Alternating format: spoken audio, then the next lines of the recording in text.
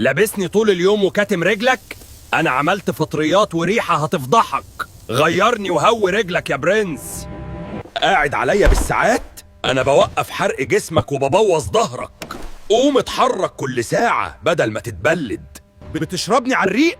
انا بهرج دار معدتك وهعمل لك قرحة. افطر الاول يا ناصح. بلاش غفلة.